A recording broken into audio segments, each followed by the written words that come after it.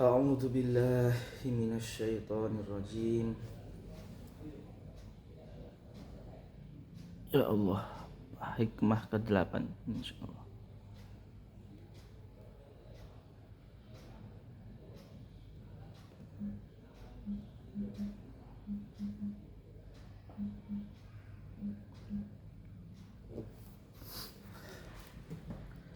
A'udzu billahi minasyaitonir rajim. Bismillahirrahmanirrahim. Alhamdulillahirabbil alamin. Wassalatu wassalamu ala nabiyyina Muhammadin wa ala alihi wa sahbihi wa sallama tasliman katsira mazida amma ba'd. Hadirin yang dimuliakan Allah Subhanahu wa taala, minggu yang lalu kita di majelis khatmah pembacaan Asy-Syama'il Al-Muhammadiyah, sehingga di Jumat yang lalu kita tidak ada pembacaan hikam yang akan kita baca pada pertemuan ke-8 ini. Insyaallah, alhamdulillah tidak terasa kita sudah 2 bulan merutinkan majelis hikam ini. Alhamdulillah tidak terasa sudah 2 bulan. Mari kita mulai dengan membaca Al-Quranul Karim, Ummul Quran, induknya Al-Quran, Suratul Fatihah. A'udzu billahi minasyaitonir rajim. Bismillahirrahmanirrahim. Alhamdulillahi rabbil alamin. Ar-Rahmanir-Rahim. Maliki yaumiddin. Iyyaka na'budu wa iyyaka nasta'in. Ihdinas siratal mustaqim. Siratal ladzina an'amta 'alaihim ghairil maghdubi 'alaihim waladdallin.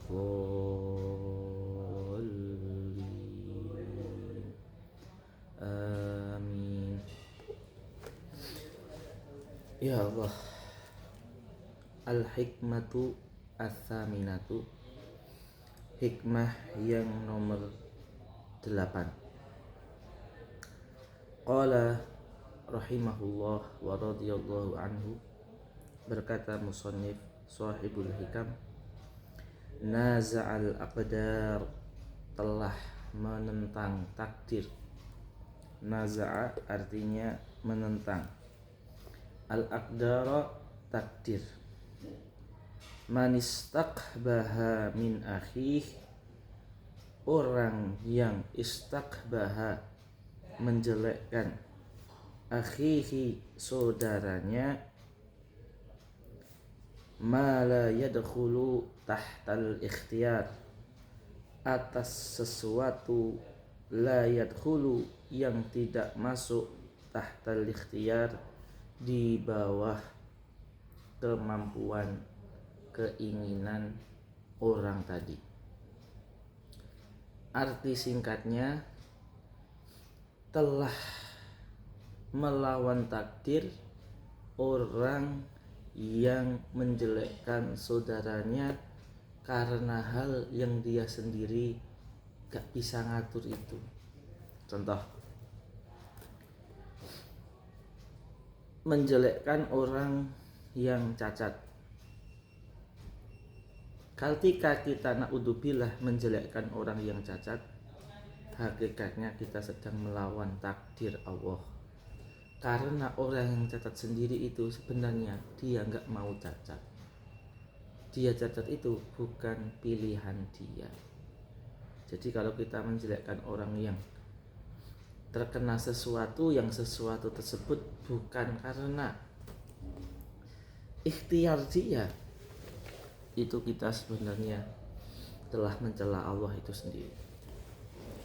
Dan penjelasannya akan disebutkan di dalam kitab. Naza'a al-aqdara bin nasbi maf'ulun muqaddamun anil fa'il. Kata al-aqdaro ini secara nahwu dia adalah maf'ul yang mendahului fa'ilnya. Al-aqdar jam'u qadarin bi fathhi dalil muhmalati. Qadarun, qadaroni, aqdarun. Apa artinya aqdar atau qadar itu apa? Ijadullahi al-asya'a ala qadrin makhsus wa wajhin muayyan aradahu Allahu ta'ala.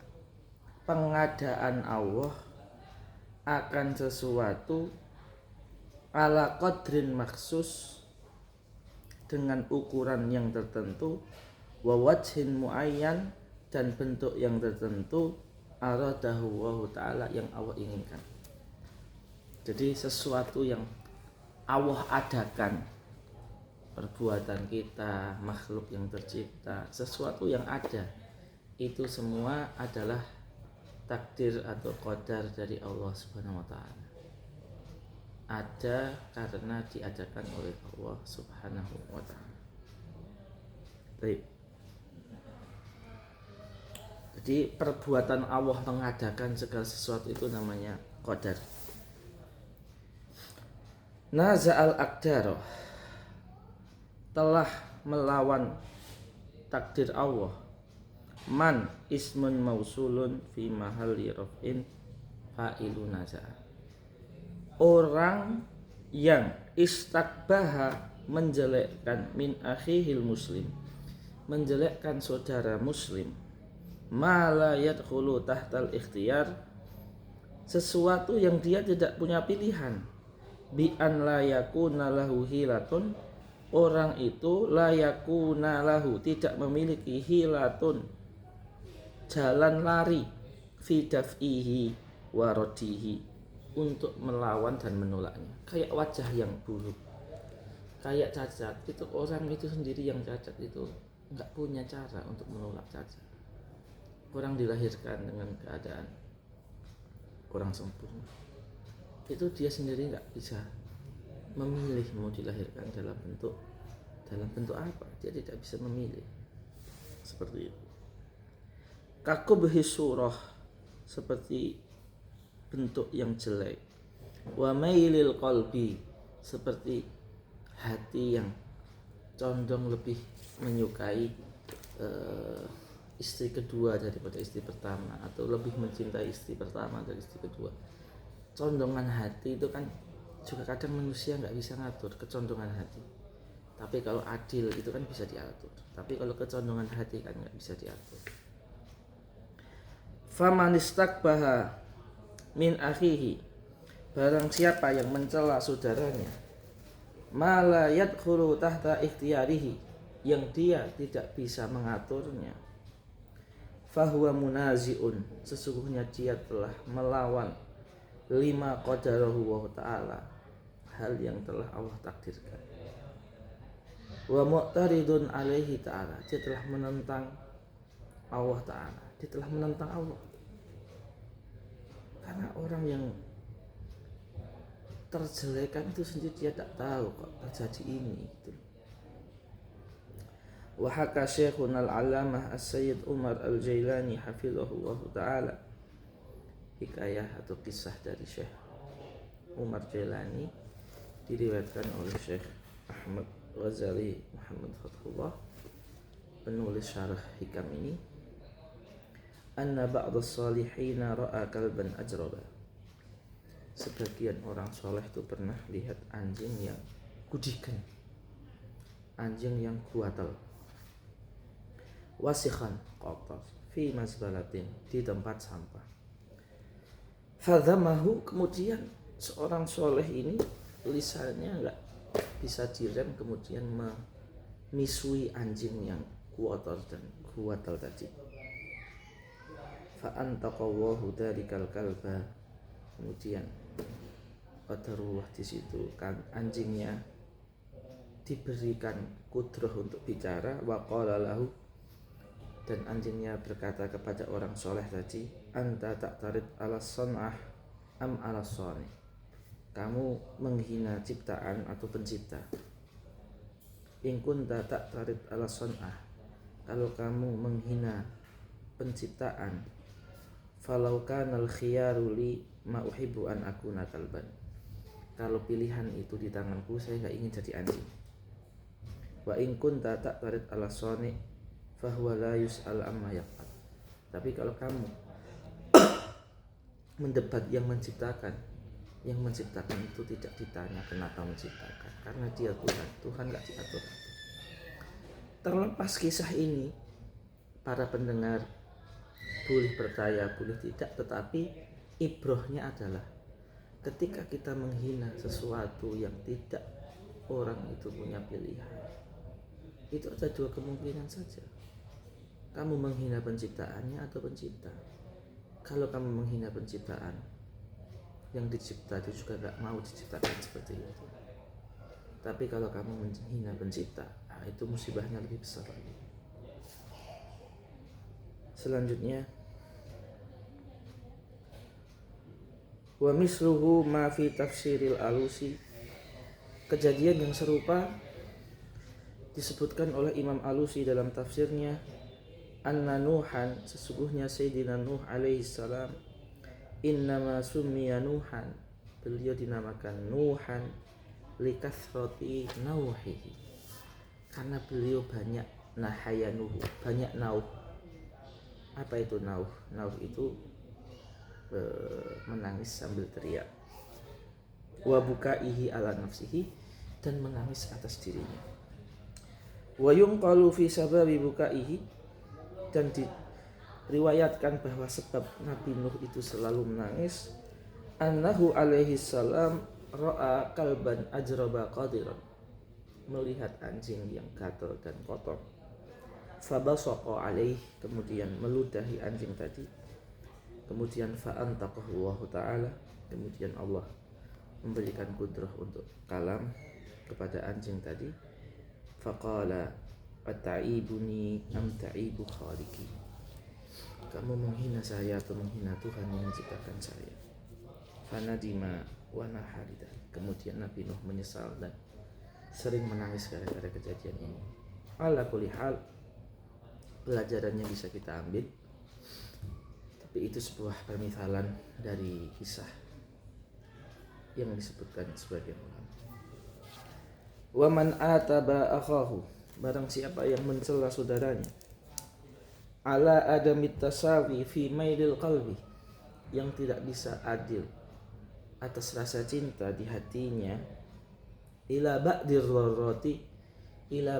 dharrati, kepada sebagian istrinya yang beristri dua lebih, faqad naza'al aqdar, dia telah melawan takdir Allah. Karena rasa cinta di hati itu tidak bisa diukur, karena itu datang tanpa diundang, datang tanpa salam. Adil bisa diatur, kalau nggak adil bisa di nahi mungkar, tapi mail rasa hati itu tidak bisa. Wa ta'arrada lil-i'tiradi 'alal wahidil qahar, dan dia telah mendebat Allah yang maha memaksa. Kenapa? Li'anna mailal qalbi, karena kecondongan hati, mimma la yadkhulu tahta al-ikhtiyar, karena kecondongan hati itu adalah perkara yang tidak bisa direm, manusia tidak bisa ngatur, tiba-tiba datang, tiba-tiba rasa itu datang, seperti itu. Tapi kalau fi'al, qaul, perkataan, perbuatan, itu bisa diukur. Ini haram, jangan lakukan. Kalau kamu lakukan, kamu akan diingkari, kamu akan ganti rugi, kamu akan punya konsekuensi. Tapi kalau bisikan hati itu kan yang tiba-tiba, maksudnya itu nggak bisa diatur. Seperti itu.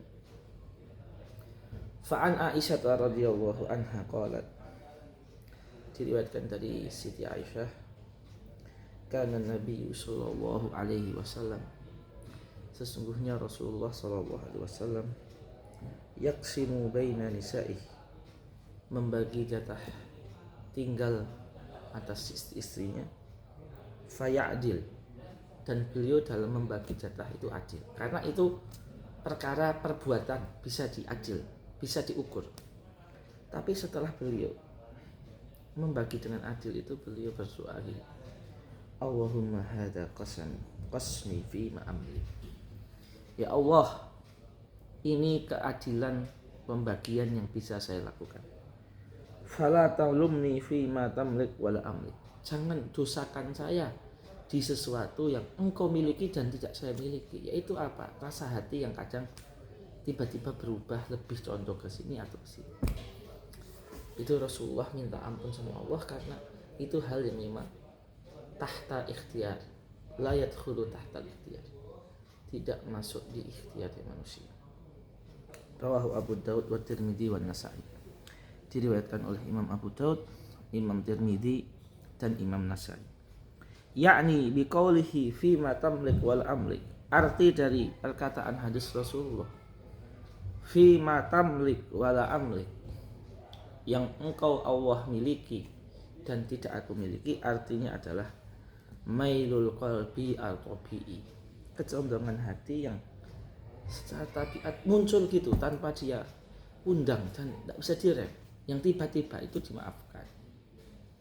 Wa huqiya anis Syekh Abil Hajjaj Afifiddin Az-Zahidi sahibi kitab Suluqil Khawas annahu kana bi Misra. Jadi ada seorang alim pas di Mesir, balaghahu, sampai berita tentang genosida yang terjadi di Baghdad. Terjadi genosida di Baghdad, beritanya sampai Mesir, sampai Syekh Afifuddin Zahid. Kemudian Syekh Afifuddin Zahid ketika mendengarkan ma waqa'a, yang terjadi di Baghdad, minal qatli muddata arba'ina yauman wa qutila alfi muslimin, genosida selama 40 hari dan pembantaian 1 juta muslim, wa alaqati nasaral masahifa fi a'naqil kilabi, dan orang-orang kafir itu menggantungkan salib atau menggantungkan Quran di leher-leher anjing, orang-orang kafir harbi. Wa ja'alul masajida kana isa, merubah masjid menjadi gereja. Wa alqau kutubal a'immati fid dajlati hatta sarat kal jisri tamurul khailu 'alaiha, sampai-sampai buku-buku dibuang di sungai Tigris. Di sungai Tigris sampai buku-buku itu kayak jembatan, bisa dilewati saking banyaknya buku yang dibuang di sungai. Kemudian Syekh Afifuddin itu mengingkari, ya Rabb, wahai Allah, kaifa hadza, bagaimana ini bisa terjadi, wa fihimul atfal wa man danbalah, bagaimana ini bisa terjadi dan di sana ada anak kecil yang tidak berdosa. Kemudian beliau pas tidur mimpi, dan pas di mimpi ada buku, dan bukunya bunyinya syair yang ada di kitab yang ada depan kalian semua, PDF yang sudah kami share itu. Jadi Syekh di sini seorang alim, Syekh sahibu kitab Sulukil Khawas ini, beliau datang mimpi yang mengingkari sifat beliau, karena beliau mengingkari takdir Allah. Ya, mengingkari genosida itu wajib secara syar'i. Menghidupkan semangat jihad itu wajib secara syar'i. Melakukan sesuatu yang kita mampu dari lisan, hati, tulisan, harta, jihad fisik itu wajib secara syar'i. Jika terjadi genosida seperti yang di kisah ini dan yang kita alami sekarang di Gaza. Tetapi dari sisi akidah, yaitu itu takdir Allah, kita nggak boleh menyalahkan Allah. Itu salah. Jadi dua sisi yang berbeda. Dari sisi takdir Allah, kita nggak boleh, ya Allah kenapa antum kayak gitu? Itu nggak boleh, itu dosa, itu maksiat. Tapi dari sisi, ayo kita semangat melawan Yahud, ayo kita semangat melawan kufar harbiyin, itu secara syar'i wajib. Tapi dari sisi takdir Allah, iktirat itu tidak betul. Akhirnya ketika beliau tidur, ada kitab di tangan beliau dan tertulis di kitab itu seperti yang akan kita baca sekarang. Da'il iktirad famal amru lak. Kamu jangan menentang Allah karena itu urusan Tuhan, bukan urusan manusia. Walal hukmu fi harakatil falak. Dan takdir itu bukan di alam ini, tapi takdir urusan Tuhan. Wala tas'alillah an fi'lihi. Jangan kita menentang Allah akan perbuatannya Allah. Faman khadha lujjata bahrin halak. Orang yang mendalami takdir-takdir yang terjadi di dunia ini yang mana itu dari Allah, halak, dia akan gila. Da'il i'tirada famal amru lak. Walal hukmu fi harakatil falak. Wala tas'alillaha an fi'lihi. Faman khadha lujjata bahrin halak. Jadi ini larangan untuk menentang Allah dalam takdirnya. Itu poinnya di situ. Jangan ada yang memahami ini larangan untuk mengingkari kemungkaran, melawan kemungkaran, menyerukan nahi mungkar, jihad, bukan di situ. Akan disebutkan nanti di bait atau di paragraf terakhir di kitab Hikam ini yang sudah kami share di Telegram dan di WhatsApp. Nanti di paragraf terakhir akan di-share, akan kita baca bahwasanya menentang kemungkaran beda dengan melawan takdir Allah. Maka kalau ada orang yang membolehkan kemungkaran, tidak nahi mungkar, tidak amar ma'ruf, tidak ukhuwah islamiyah, tidak bersatu, tidak berjihad dengan dalih ini takdir Allah, kita harus ridho, dia salah menempatkan jawaban. Ridho itu atas perbuatan Allah, tapi atas syariat Allah kita harus taat. Dua sisi yang berbeda. Ridho itu di hati, syariat itu di perbuatan dan perkataan.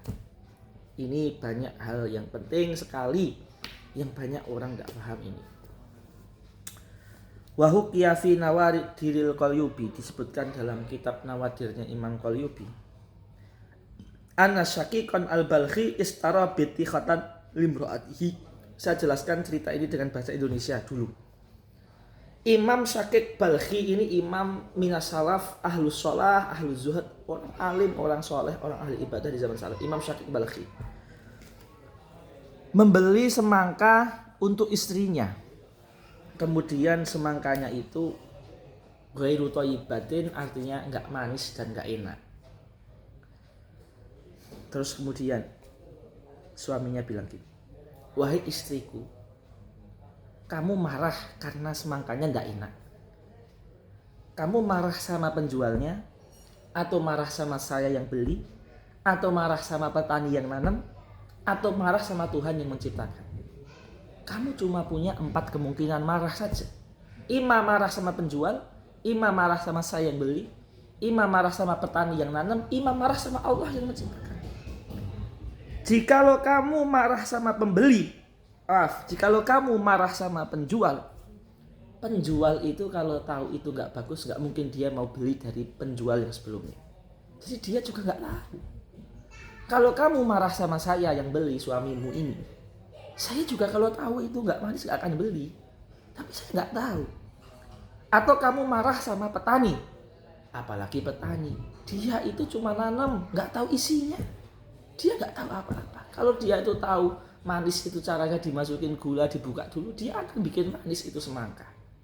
Jadi tidak ada kemungkinan kecuali keempat, kamu itu sebenarnya sedang marah dengan takdirnya Allah dan itu maksiat, nggak boleh.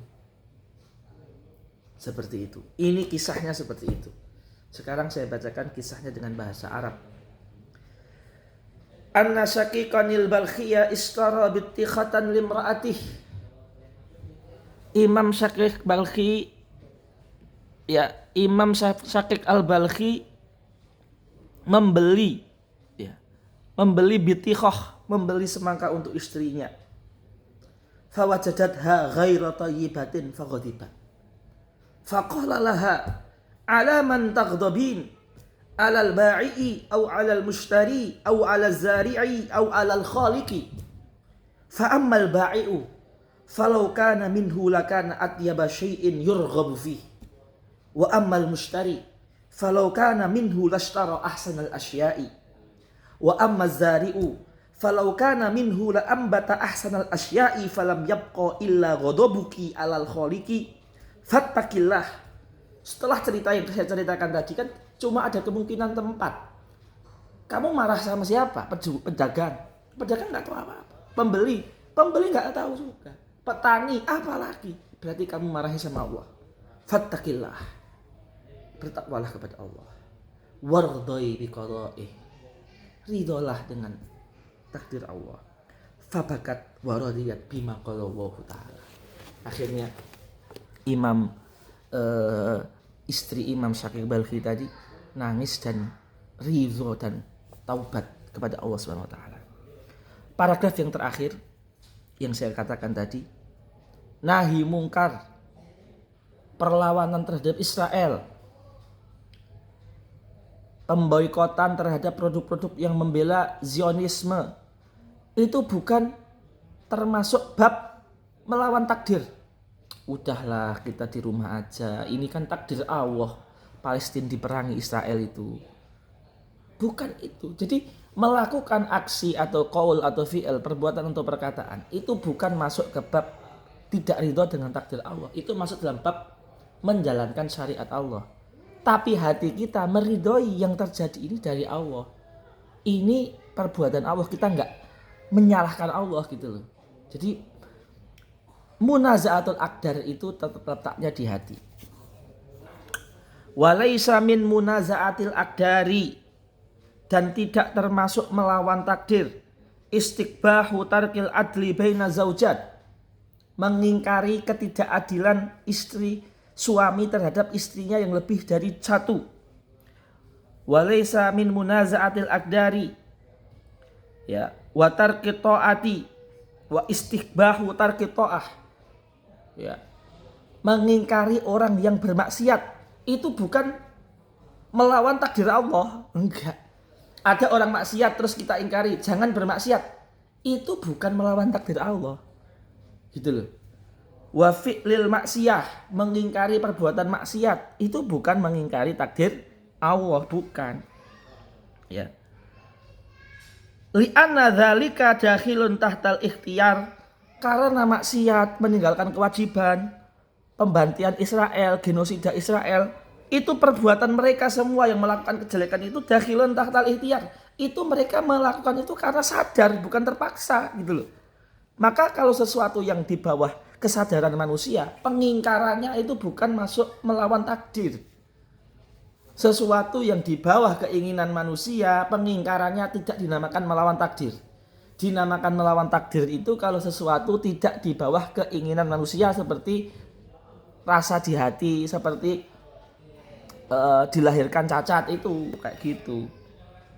Bal istiqbahu dzalika, justru mengingkari yang mungkar itu adalah matlubun syar'an, diwajibkan oleh syariat. Farridho biqadaillahi ta'ala wa qadarihi wajib. Ridho dengan takdir Allah itu wajib.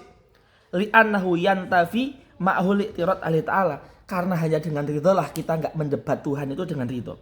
Wa ma'adzalik la yalzamur ridho bil magdi. Wa ma'adzalika la yalzamur ridho bil magdi. Ketika kita ridho dengan takdir Allah atau qadha Allah, itu tidak harus kita ridho dengan magdi. Magdi itu yang ditakdirkan. Takdir Allah adalah adanya genosida dari Israel. Itu namanya qadha dan takdir. Tapi perbuatan Israel menggenosida namanya magdi. Ridho dengan baik buruk yang ada, karena itu dari Allah, wajib. Tapi perbuatan yang jelek yang ada itu, Israel yang menggenosida, khamr yang diminum peminum khamr, itu namanya magdi. Kita nggak boleh ridho karena itu kemungkaran. Jadi tidak ada korelasi antara keharusan ridho dengan qadha dan keharusan ridho dengan magdi. Ar-ridho bil qadha wajib, tapi ar-ridho bil magdi laisa kadzalik.